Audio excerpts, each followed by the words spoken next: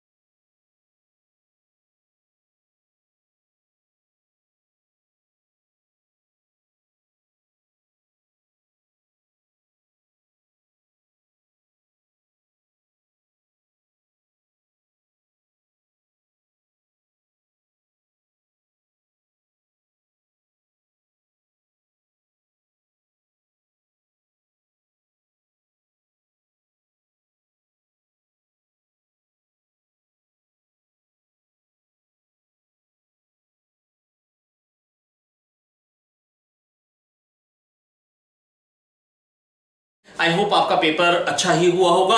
तो आइए देखते हैं बेटा, पेपर 1 के क्वेश्चन 1 से स्टार्ट करते हैं। यहां पर कह रहे हैं rate of formation of Y का ग्राफ बनाइए विद टाइम। एक्स से वाई बन रहा है बेटा। बस मैं आपको इतना ही कहना चाहूंगा, जितना एक्स फूटेगा उतना ही तो वाई बनेगा। जब ये एक टूटेगा तो ये एक बनेगा। एक एक्स से एक वाई बन रहा है। बस बेटा मैं आपको यहां पर यह समझाना चाहता हूं, एक सेकंड में जितना फूटता है उसको हम बोलते हैं एक्टिविटी। और मान लो टी टाइम बाद ये एन नॉट से, जब ये एन नॉट थे जीरो टाइम पे, तो ये एन नॉट थे, ये जीरो थे जीरो टाइम पे।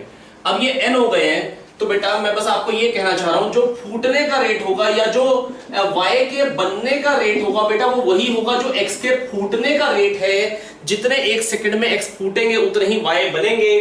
तो बेटा लेमडा एन हो जाएगा फॉर्मेशन ऑफ वाई, है ना। और एन क्या होता है बेटा, एन नॉट ई की पावर माइनस लेमडा टी। तो एक्सपोनेंशियली डिक्रीज करता हुआ ग्राफ आएगा इस तरीके का। आई होप बच्चों मैं आपको समझा पाया, बहुत ही सिंपल कहानी थी, है ना। तो बेटा यहां पर लेमडा एन जिस रेट से ये फूटेगा उसी रेट से ये बनेगा।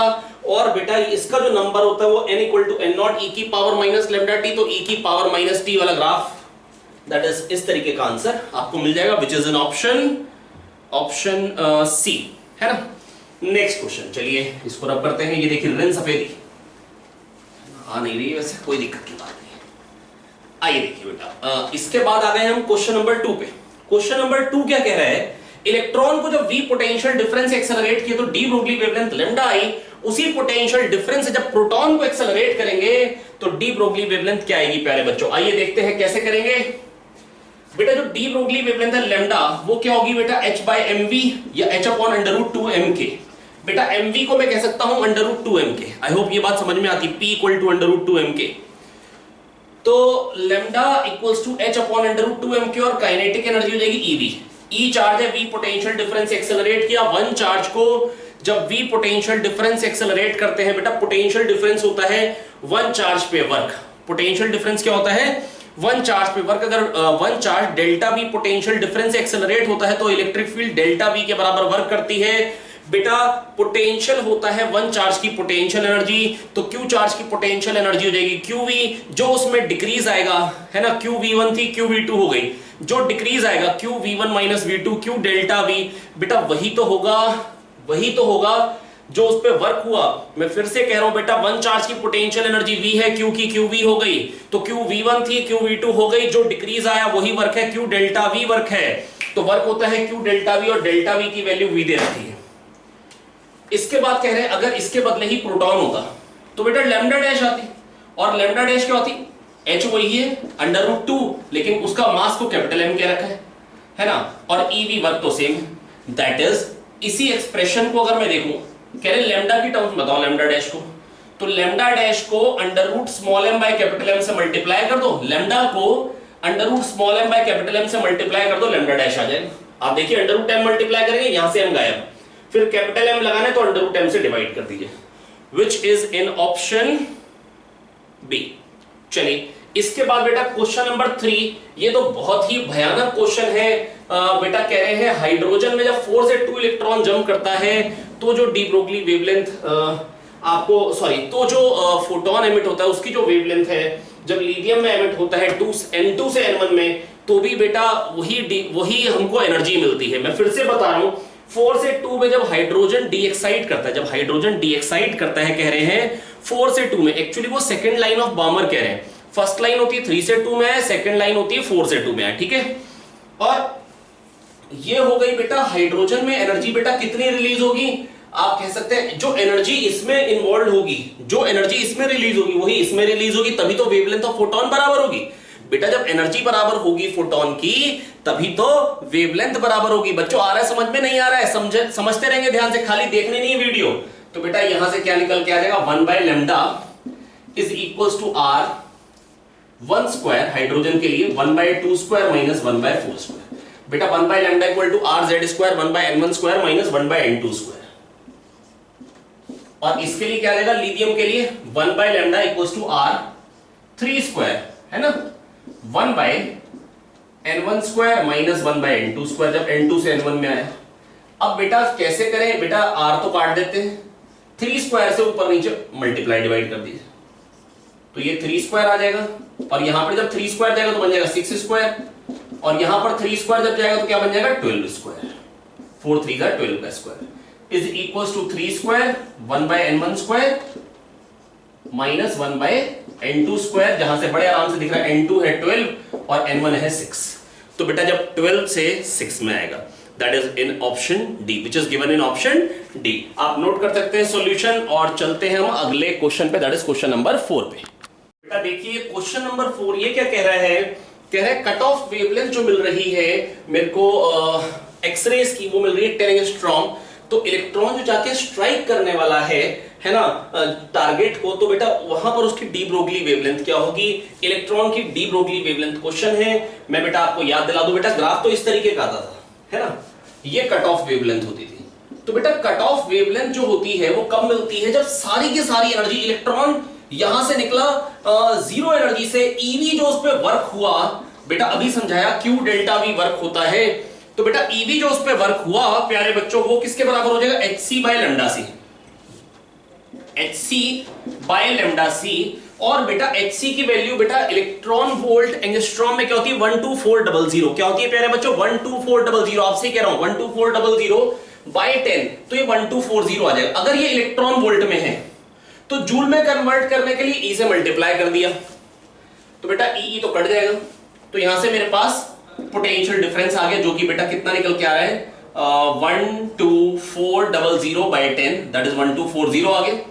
अब उसके बाद पूछ रहे हैं बेटा डी ब्रोगली वेवलेंथ। बेटा जब वो यहां पे पहुंचेगा तो उसकी काइनेटिक एनर्जी क्या हो जाएगी, काइनेटिक एनर्जी हो जाएगी ईवी, जहां पर वी ये है, और बेटा लैम्डा क्या होता है h/mv, और mv को अभी पिछले क्वेश्चन में बताया √2m लिख सकते हैं, और काइनेटिक एनर्जी क्या होगी, जो उस पे वर्क हुआ, that is EV, E into 1240। बहुत शानदार, बहुत बढ़िया, शाबाश। इसकी वैल्यू क्या होती है, अप्रोक्सीमेटली 12.3 एंगस्ट्रॉम में, और √1240 क्या होता है बेटा 35 का स्क्वायर होता है 1225, अप्रोक्सीमेटली वही है ना, क्योंकि 40 का स्क्वायर तो 1600 होगा, तो बेटा अप्रोक्सीमेटली ये 35 ही निकल के आ रहा है, ठीक है।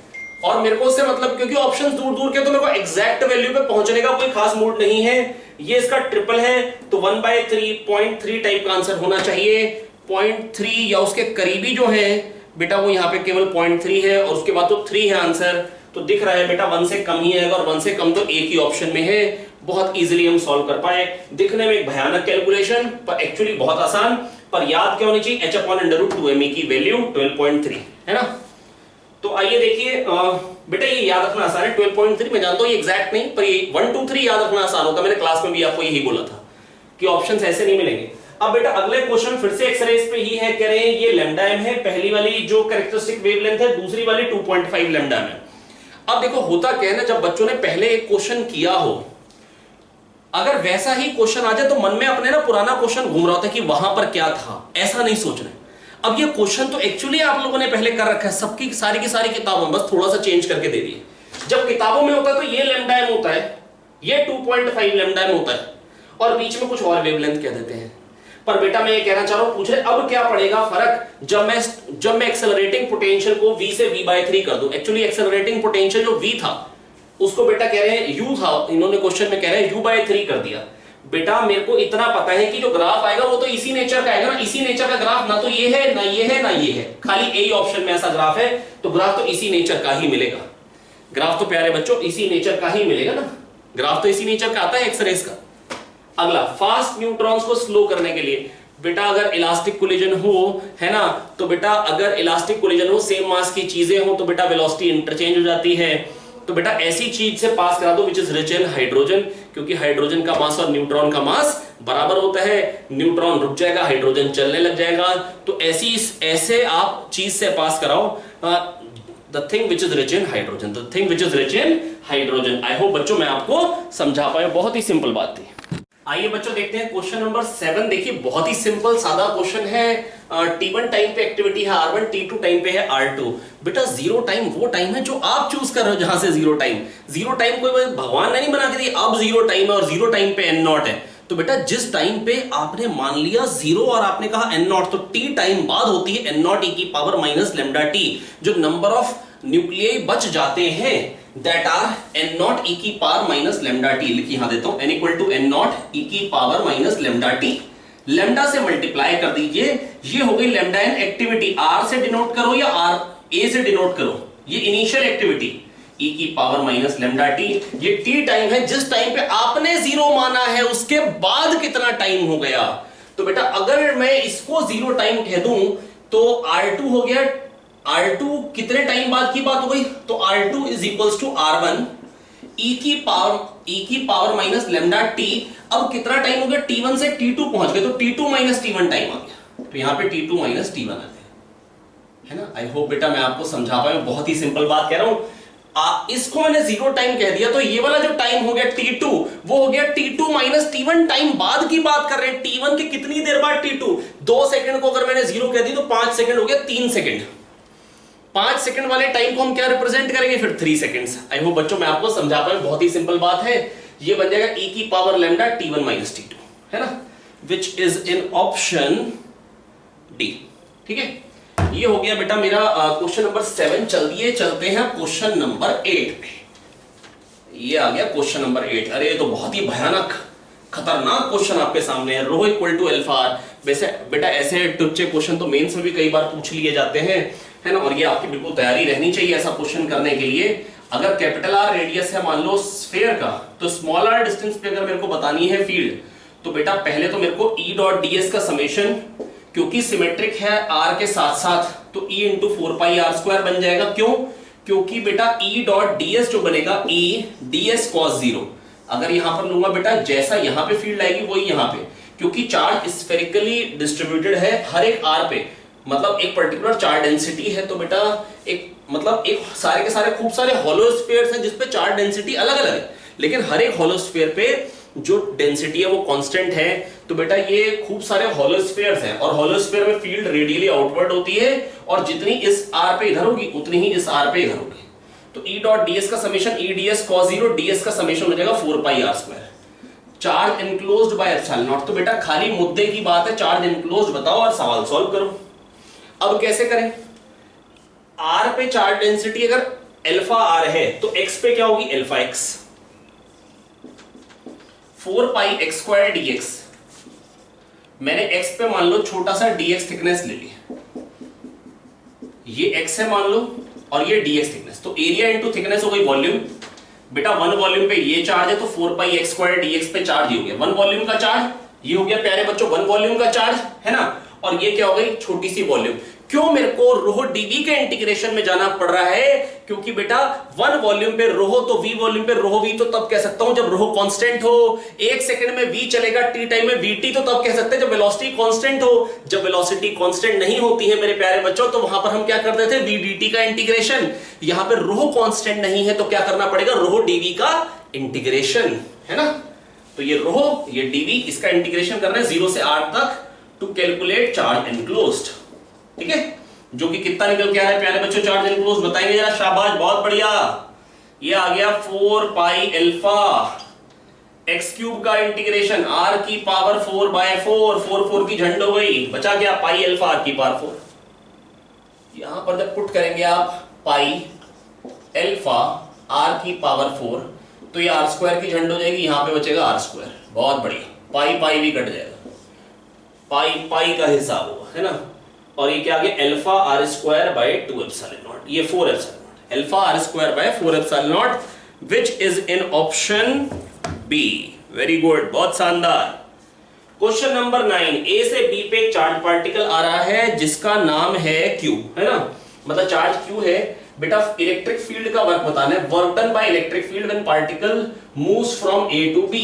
जब ए से बी आता है तो work done by electric field. बेटा फील्ड कांस्टेंट है, फील्ड कांस्टेंट है, यूनिफॉर्म है, फील्ड यूनिफॉर्म है, सॉरी मेरे को बोलना चाहिए यूनिफॉर्म, हर जगह वही की वही है। शीट की फील्ड होती है sigma bye 2 epsilon not, sheet की फील्ड क्या होती है प्यारे बच्चों सिग्मा बाय 2 एप्सिलॉन नॉट, बहुत शानदार। चलिए इसको पहले मिटवा लेते हैं, पावर है, शीट की फील्ड होती है सिग्मा बाय 2 एप्सिलॉन नॉट, बहुत बढ़िया। अब बेटा ये हो गई शीट की field sigma bye 2 epsilon not जो कि कांस्टेंट है, तो उसका जो फोर्स आएगा क्यू वो भी कांस्टेंट आएगा, तो उसका वर्क अगर कभी भी निकालना होगा एफ डॉट डीएस का इंटीग्रेशन, तो एफ कांस्टेंट हो जाएगा डी, कोई भी पाथ में जा रहा हो पार्टिकल ऐसे, मान लो फोर्स कांस्टेंट है, तो फोर्स अगर कांस्टेंट है तो बाहर चला गया, डीएस का समेशन, छोटी छोटी डिस्प्लेसमेंट ऐड करूंगा तो मेरे को क्या मिलेगा प्यारे बच्चों टोटल डिस्प्लेसमेंट, क्या मिलेगा total displacement which is this, है ना, एफ डॉट एस।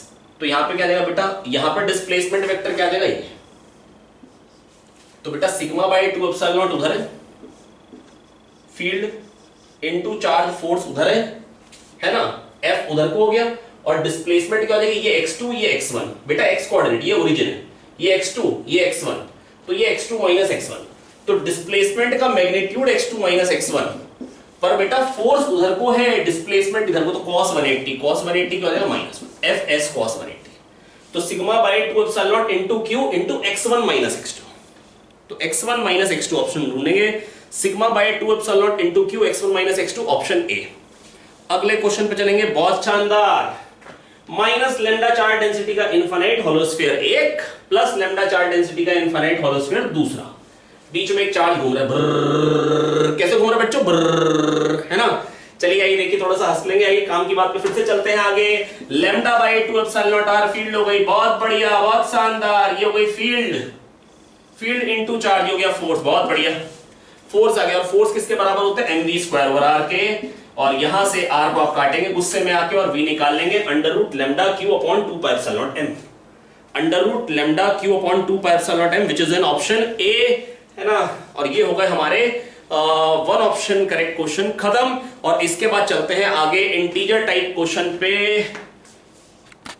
देखिए भैया क्वेश्चन नंबर 1 इंटीजर टाइप, ये क्या कहना चाहता है आपको एक बार फटाफट से देख लेते हैं प्यारे बच्चों।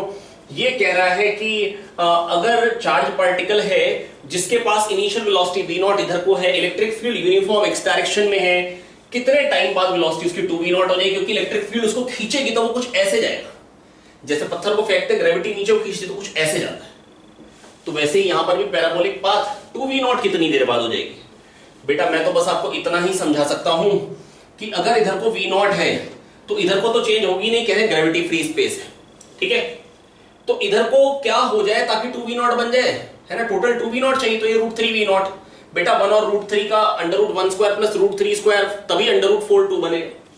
तो इधर को √3 v0 वेलोसिटी बेसिकली कितनी देर बाद हो जाएगी, v equal to u plus at लगा दो। ये फाइनल वेलोसिटी चाहिए x डायरेक्शन में, इनिशियल वेलोसिटी 0 है, qe by m, q0 e0 by m into t है ना, ये टाइम निकालना है। तो क्या देगा √3 m v0 bye q0 e0, √3 m v0। बेटा इधर को अगर वेलोसिटी v0 है जो चेंज नहीं होगी, इस डायरेक्शन में कोई फोर्स नहीं है, जैसे जब पत्थर फेंकते थे तो फोर्स केवल और केवल y में होता था, x डायरेक्शन की वेलोसिटी वही रहती थी। यहां पर फोर्स केवल x में है तो y डायरेक्शन की वेलोसिटी v0 ही रहेगी। जब इधर को √3 v0 हो जाएगी तभी टोटल 2 v0 बनेगी प्यारे बच्चों। अरे बोलो आया आया, वेरी गुड वेरी गुड। इसके बाद कह रहे हैं 4 1h1 gives 2he4 plus 26 MeV irrigation हो रही है सन में, इतनी पावर सन कांस्टेंट रेट से सप्लाई कर रहा है।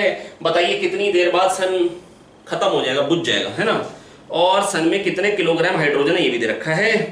सन इनिशियली केवल और केवल हाइड्रोजन से बना है और 1.7 इंटू 10 की पावर 30 किलोग्राम है। भाई साहब, हम सोचते हैं हमारा वजन बढ़ गया, अरे नहीं भाई कुछ भी नहीं।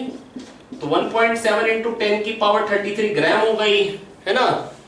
मास upon atomic mass, number of mole आ गए, इंटू 6 इंटू 10 की power 23 number of hydrogen atoms आ गए, नंबर ऑफ हाइड्रोजन एटम्स आ गए। ठीक है, अब इतने हाइड्रोजन एटम है, एक सेकंड में कितने जल रहे होंगे, इतनी पावर है ना, इतनी पावर है। और एक से कितनी एनर्जी निकलती, सॉरी 4 से इतनी एनर्जी निकलती, तो एक से क्या हो जाएगी 26/4, 13/2 कह लेता हूं। 4 से इतनी एनर्जी तो एक से 13/2, 6.5 हो गई, वेरी गुड। एक से इतनी एनर्जी निकल रही है तो एक सेकंड में कितने जल रहे होंगे, मान लो n से ये निकल रही होगी। अच्छा तो MeV में है और ये जूल्स पर सेकंड में, तो 13/2 MeV इंटू 10 की पावर 6 इंटू 1.6 इंटू 10 की पावर -19। ठीक है, ये एक से ये एनर्जी निकलती है तो n से इतनी निकलेगी और निकलनी चाहिए इतनी एक सेकंड में। तो एक सेकंड में कितने फूट रहे हैं, इतने, है ना।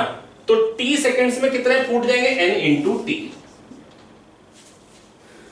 और है इतने, हमको वही टाइम बताने कितनी देर में इतने फूट जाएंगे। और कह रहे टाइम जो है कितने टाइम तक के लिए चलेगा, x इंटू 10 की पावर 18, x का ग्रेटेस्ट इंटीजर फंक्शन आंसर है। तो आइए, आपको लग रहा होगा कैलकुलेशन बड़ी भयानक है, हमको भी लग रहा है ऐसा ही, करते हैं मिलजुल के। तो ये हो गया 6.5, वेरी गुड। ठीक है, अब ये क्या बन जाएगा, n की वैल्यू जो आ रही है वहां पे पुट कर देते हैं। ऐसा करते हैं, पहले तो ना कुछ मिटाते हैं, जगह बनाते हैं। वेरी गुड, ये देखो जगह बनती जा रही है बहुत शानदार तरीके से। वो क्या बोलते हैं इंग्लिश में, कोशिश करने वालों की कभी हार नहीं होती। आइए देखिए, अब करते हैं फटाफट से इसको, इसकी भी नैया पार लगाते हैं भाई। n कितना आ गया प्यारे बच्चों, 3.9 इंटू 10 की पावर 26, 3.9 इंटू 10 की power 26, very good, upon 6.5 into 1.6, लिख दो, very good very good, into 10 की पावर -13, ऊपर ले जाते हैं, 10 की पावर 39 बना देते हैं, वेरी गुड। और इधर क्या हो गया प्यारे बच्चों, 1.7 इंटू 6, ऐसे ही लिखे रहने देते हैं एक बारी ना, अभी मन नहीं कर रहा कैलकुलेशन करना। 1.7 इंटू 6 इंटू 10 की पावर, ये कितना बन गया 23, 33, ओ बाबा रे, 23 और 33 क्या बन जाएगा बेटा 56, 10 की पावर 56, है ना। इसको काटो 10 की पावर 39 को, कितना बचा 10 की पावर 17। अरे यार 18 बनाना था, कोई दिक्कत की बात नहीं है, टाइम कहां गया, इधर n लिखा है ना, n की वैल्यू इधर लिखी, हाँ ये, तो n इंटू टी, टी इधर ही तो आना था। तो t क्या बन जाएगा प्यारे बच्चों, 6.5 इंटू 6, 6 स्क्वायर होता है बेटा 36, 6 स्क्वायर क्या होता है 36, है ना, वेरी गुड। 6 स्क्वायर होता है 36, है ना, लेकिन 0.5 है तो ये बन गया 39। ठीक है, 6 इंटू 6.5 हो जाएगा 39, ठीक है 39 लिख दिया। अब इसके बाद 1.6 इंटू 16 स्क्वायर होता है बेटा 2.56, 17 स्क्वायर होता है 2.89, तो जो बनाना हो बना दो बेटा। 2.6 और 2.89 के बीच की चीज बनेगी, 2.56 और 2.89 के बीच की 2.7 लिख दो, क्योंकि बेटा ग्रेटेस्ट इंटीजर फंक्शन लेना, बस आसपास चलते रही। ऐसा भी नहीं कि बेटा 2.56 आता है 1.6 का स्क्वायर, 1.7 का आता है 2.89, तो ऐसा ना करें, मतलब बीचों बीच लगभग वैल्यू ले जाए। अब ये क्या है, नीचे 3.9 आना चाह रहा है, अच्छा 39 और ये 3.9 आ गया, अरे वाह अरे वाह, बहुत शानदार। ये 3.9 आ रहा है और बाकी सब ड्रामा खत्म हो चुका है, ये बन जाएगा 10, तो ये बन गया 10 की पावर 18, तो x इंटू 10 की पावर 18, तो x आ गया 2.7 और उसका ग्रेटेस्ट इंटीजर फंक्शन 2 हो जाएगा, ठीक है, 2 आंसर हो गया। अब देखो असल में ऐसा हो सकता है कि आपको पेपर में ना डर लग जाए कैलकुलेशन से, तो बेटा बस मैं आपको इतना ही कह रहा हूं, बार बार समझाना चाह रहा हूं, अगर कैलकुलेशन अगर दी गई है पेपर में, ऐसी कैलकुलेशन पहली बात तो कम आती है, लेकिन बस डरना नहीं होता, आपको डट के लग जाना होता है, ठीक है, तभी बेटा काम बन पाता है ना। और वैसे भी इंग्लिश में क्या कहते हैं, कोशिश करने वालों की कभी हार नहीं होती। चलिए आइए आगे बढ़ते हैं, आइए भैया, ओ बाबा रे, 330 नैनोमीटर पे स्टॉपिंग पोटेंशियल V0 आ रहा है, 220 पे आपने एनर्जी बढ़ा दी, अगर एनर्जी बढ़ा दी तो स्टॉपिंग पोटेंशियल 2V0 आ जाएगा। कह रहे हैं क्या V0 बताना है, numerical value of V0 to the nearest integer, nearest integer बताना है। अब आप ये सोचो इंटीजर नहीं आ रहा, अब क्या करें, घबरा गए, अरे भाई नियरेस्ट इंटीजर, कौन सा integer, nearest integer, very good, hc by lambda 1240 by 330, hc by lambda minus 5, ये होता है मैक्सिमम काइनेटिक एनर्जी, जिसको हम EVS के बराबर करते हैं। और अगर ये इलेक्ट्रॉन वोल्ट में, तो पहले E से मल्टीप्लाई करो ताकि जूल में कन्वर्ट हो, ठीक है, hc by lambda minus 5 kmax होता है, kmax को EVS लिखते हैं, E की तो झंड हो गई, फिर 1240 अगली इक्वेशन में क्या बनेगा, अपॉन 220 माइनस 5, थोड़ा सा ये फीका पड़ रहा है मार्कर, अगले वाले में अच्छा चलेगा, ठीक है, अगले क्वेश्चन में, अभी के लिए काम चलाते हैं।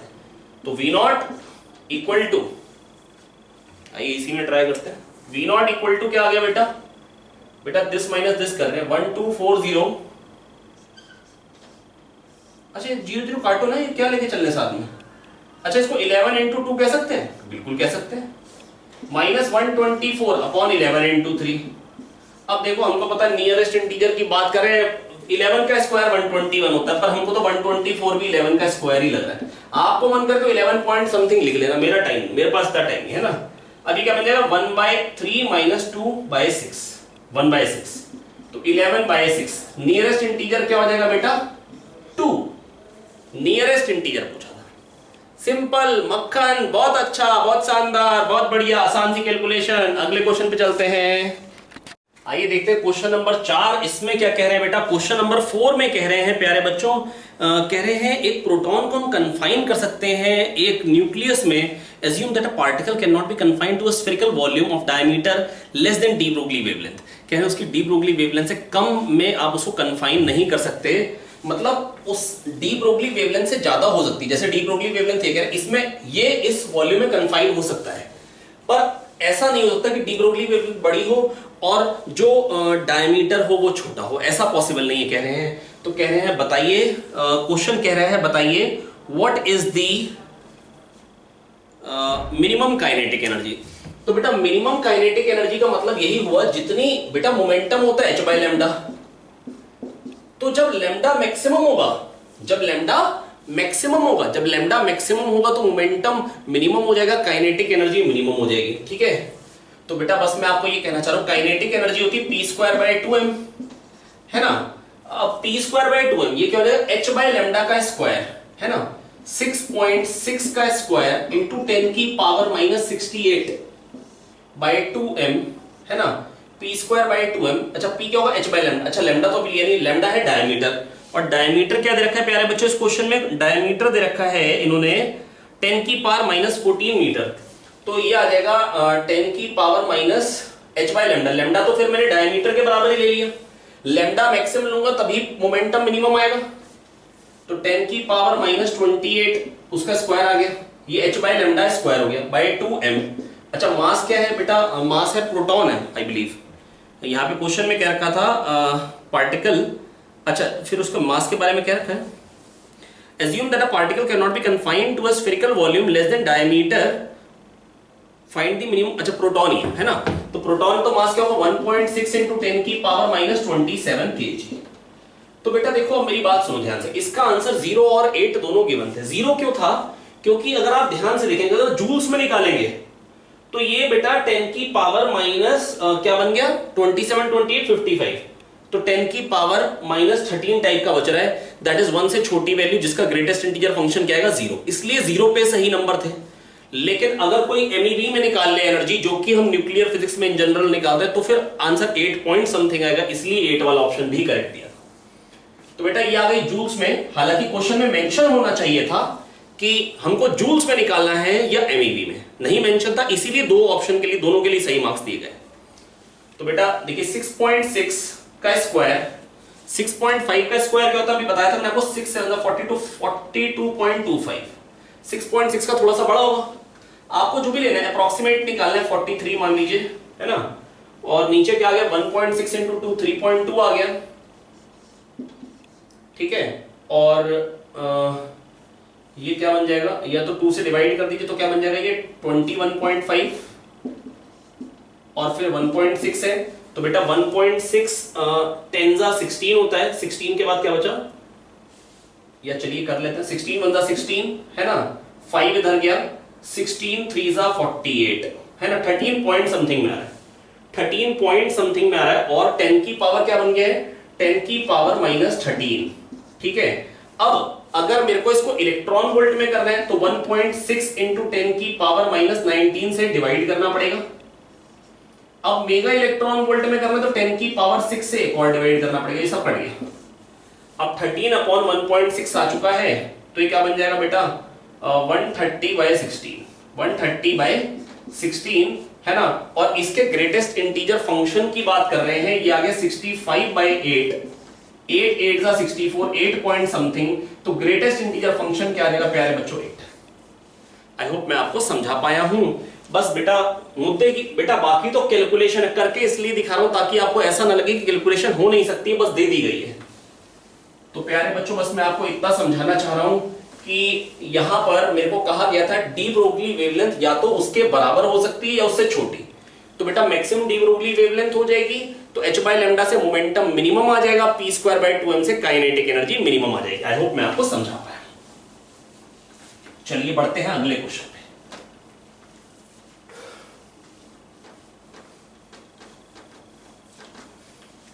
इसमें कह रहे हैं फिफ्थ क्वेश्चन में कह रहे हैं 10 पे जब ऑब्जेक्ट रखा है तो जो इमेज बन रही है, 40 पे जब रखा है दूसरी साइड तो जो इमेज बन रही है वो एक ही जगह बन रही है।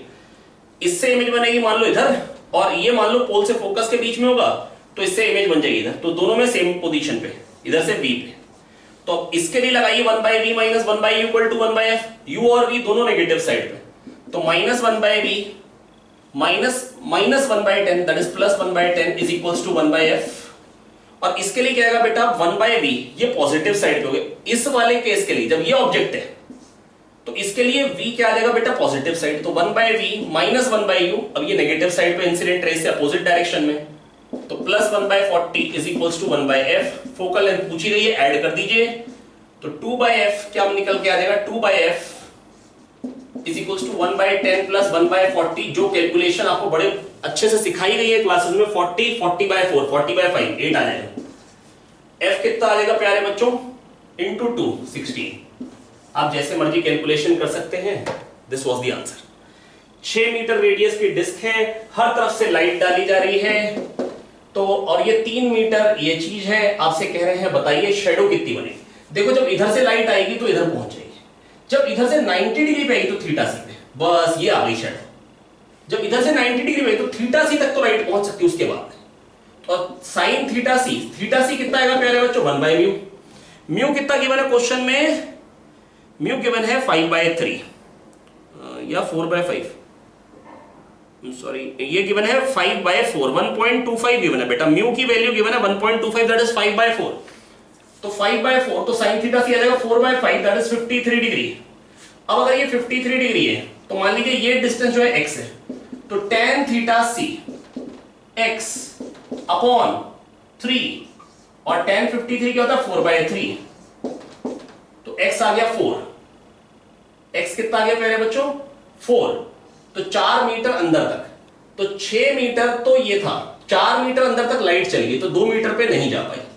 तो बेटा रेडियस क्या आ गया शेडो का 2 मीटर, रेडियस क्या आ गया प्यारे बच्चों शेडो का 2 मीटर। आई होप मैं आपको समझा पाया हूं। चलते हैं अगले क्वेश्चन पे। आइए देखिए बेटा क्वेश्चन नंबर 7th और 8th फटाफट से देख लेते हैं। 7th क्वेश्चन बेटा क्या कह रहा है, कह रहे हैं बेटा रेज आ रही है, एक हेमिस्फीयर है जिसका रिफ्रैक्टिव इंडेक्स n है ना, और वो कन्वर्ज हो रही है बेटा 10 सेंटीमीटर डिस्टेंस पे, 10 सेंटीमीटर पे कन्वर्ज हो रही है ना। फिर कह रहे हैं हमने इसको उल्टा कर दिया, पैरेलल रेज आई, अब कहां कन्वर्ज होंगी बेटा, ये तो खाली घुमाने के लिए क्वेश्चन दिया गया था। ये अभी भी कहां पे कन्वर्ज होंगी 10 पे, ये अभी भी कहां पे कन्वर्ज होंगी प्यारे बच्चों, ये अभी भी 10 पे ही तो कन्वर्ज होंगी। इसमें क्या चेंज आ जाएगा, ऐसे लाइट आए है ना, या पूरे सिस्टम को ऐसे बोल दीजिए बेटा, जो जैसे जो पहले एंगल ऑफ इंसिडेंस था, जो पहले एंगल ऑफ रिफ्रैक्शन था वही अभी रहेगा, तो उसी जगह पे कन्वर्ज होने वाली है। इस पे कोई फर्क नहीं पड़ता है बेटा, जो रेज फाइनली कन्वर्ज होनी है वो फोकस पे कन्वर्ज होनी। कभी हमने लेंस के लिए भी ऐसी बात नहीं करी कि पैरेलल रेज इधर से आए या इधर से आए, अगर दोनों तरफ मीडियम सेम है ना, तो बेटा कंडीशन बिल्कुल सिमेट्रिक है, तो फाइनली आंसर तो बिल्कुल वही का वही आएगा बेटा, 10 ही आएगा। ठीक है, अब बेटा अगला क्वेश्चन ये डिस्प्लेसमेंट मेथड का क्वेश्चन है। मैंने रिवीजन वीडियो में बहुत अच्छे से एम्फेसाइज किया है, इसके एक एक कॉन्सेप्ट को बहुत अच्छे से क्लियर किया है। अगर आपने मेरी रिवीजन वीडियो नहीं देखी है तो जरूर देखें, उसमें आपको इसका पूरा डिटेल्ड आपको डिस्कशन मिल जाएगा, है ना। बेटा कह रहे हैं पहले एक जगह पे हमने लेंस को रखा तो इमेज बनी, दूसरी जगह पे रखा तो इमेज बनी। एक जगह मैग्निफिकेशन मान लो m है और कह रहे हैं दूसरी जगह कह रहे हैं 4 टाइम्स हो गया मैग्निफिकेशन। ठीक है, अब बेटा मैं जानता हूं कि जो प्रोडक्ट ऑफ मैग्निफिकेशन होता है m1 m2 वो 1 होता है, और ऑब्जेक्ट इमेज के बीच का जो डिस्टेंस है वो है 45। तो बेटा अगर m और 4m है तो बेटा जो प्रोडक्ट होता है m1 m2 वो 1 होता है, जहां से निकालते हैं हम ऑब्जेक्ट की height equal to √I1 I2। अगर आपने मेरी रिवीजन वीडियो नहीं देखी, मैं फिर से एम्फेसाइज करूंगा, जरूर देखिए, है ना, रिवीजन वीडियो, है ना, तो आप बड़े आराम से समझ पाएंगे ये चीज। तो यहां से m निकल के आएगा प्यारे बच्चों हाफ, क्या निकल के आएगा, वैसे मेरे को -हाफ कहना चाहिए लेकिन उससे मेरे को कोई खास फर्क पड़ता नहीं, लीजिए -हाफ, क्योंकि रियल इमेज बन रही है। तो एक बार बेटा -हाफ आएगा और एक बार 4 टाइम्स उसका, दैट इज -2 आएगा। तो एक बार डबल साइज की इमेज बनेगी और एक बार क्या बनेगी, अब डबल साइज की इमेज बनने के पीछे तरीका यही होगा, ये x होगा और ये 2x होगा। बेटा v/u ही तो डबल होना चाहिए बेटा, ये जो पोल से रेज आती है सीधी निकलती है, तो डबल मैग्निफिकेशन के लिए 2x, EX, 3x, 45, तो x क्या हो गया 15, 2x क्या हो गया 30। अब लगा दीजिए 1/v - 1/u = 1/f। पर अगर ये क्वेश्चन समझना है तो बेटा समझने के लिए आपको देखना पड़ेगा रिवीजन वीडियो, है ना, सेकंड या थर्ड, सेकंड रिवीजन वीडियो में है या थर्ड रिवीजन वीडियो में, वो आप देखिए, आपको बहुत अच्छे से ये कॉन्सेप्ट क्लियर हो जाएगा। और ये IIT के पॉइंट ऑफ व्यू से, जेईई एडवांस के पॉइंट ऑफ व्यू से बहुत इंपॉर्टेंट कॉन्सेप्ट है।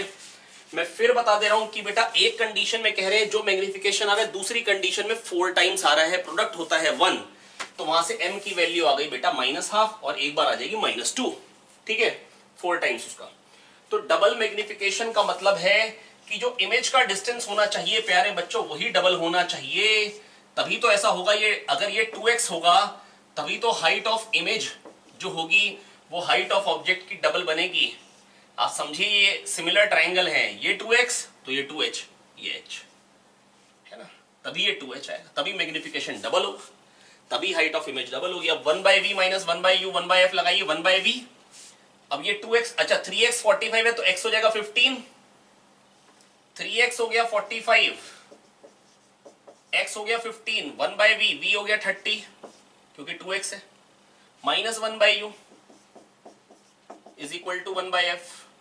अब ऐसी कैलकुलेशन बेटा मैं बड़े आराम से आपको सिखा चुका, नहीं तो आप एलसीएम बाजी करिए, निकालिए 30, 30/2, 30/3, answer will be 10, answer will be 10।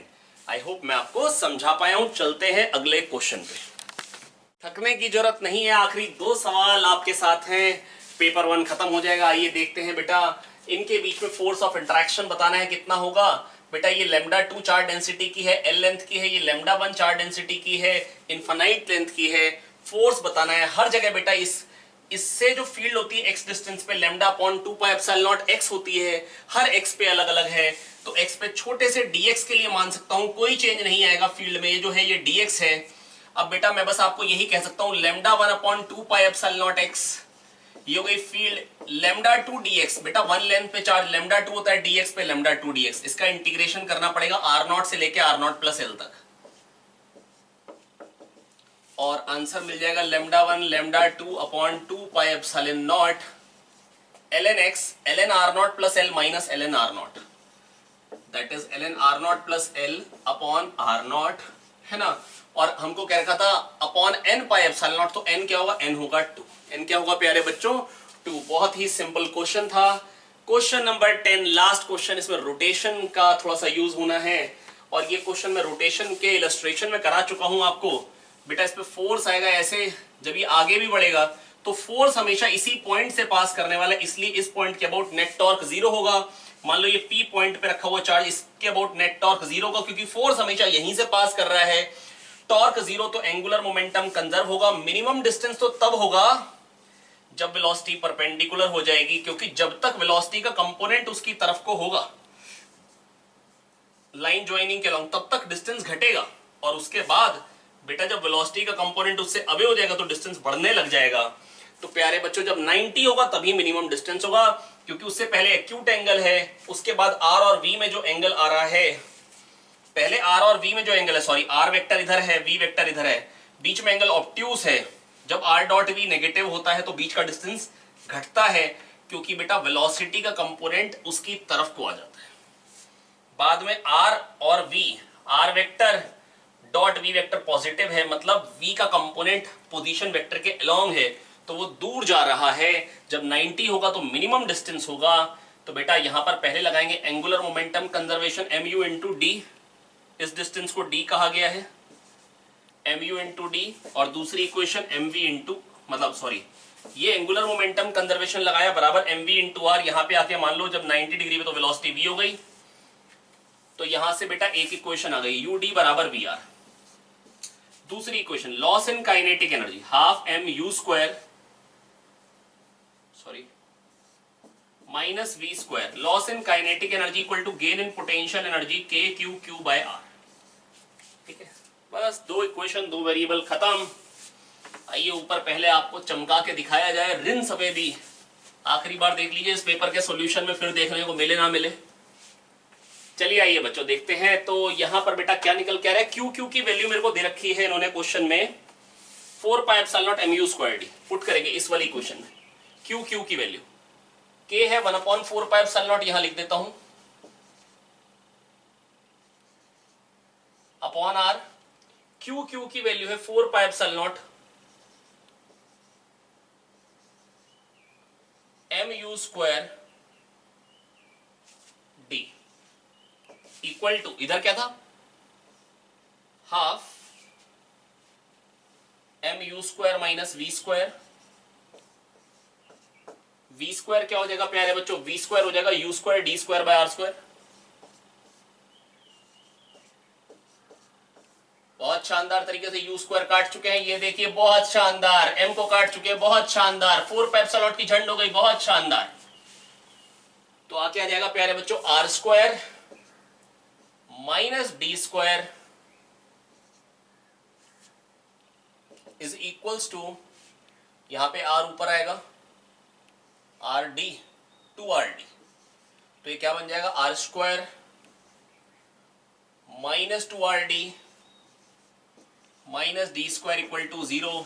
r में क्वाड्रेटिक है, धराचार्य लगाएंगे, बहुत आसानी से सॉल्व कर लेंगे। आइए करता मैं ही हूं, लेकिन minus B 2d plus minus, minus वाला नेगेटिव आंसर देगा इसलिए वो नहीं लेंगे, क्योंकि डिस्टेंस तो पॉजिटिव ही हो सकता है, plus under root D square minus 4ac, 4d square plus 4d square 8d square, तो 2√2 डी, डी भी बाहर आ जाएगा, है ना, अपॉन 2a, a1 है तो 2 आ जाएगा, 2 भी कट गया, तो d इंटू √2 प्लस 1, तो √2 प्लस 1d, और d की वैल्यू गिवन है √2 माइनस 1, तो आंसर क्या आ जाएगा √2 plus 1, √2 minus 1, a plus B, a minus B, a square minus B square, that is answer क्या आ जाएगा प्यारे बच्चों 1। और ये पेपर 1 यहाँ पे खत्म होता है। तो प्यारे बच्चों आपसे मुलाकात होगी पेपर 2 में, और जो आपको वीडियो मिल जाएगी कल। तब तक पढ़ते रहिए, बढ़िया करके मेहनत करते रहिए, और बढ़िया सा रिजल्ट लाके दिखाइए। All the best, keep working hard, keep up the josh. Thank you.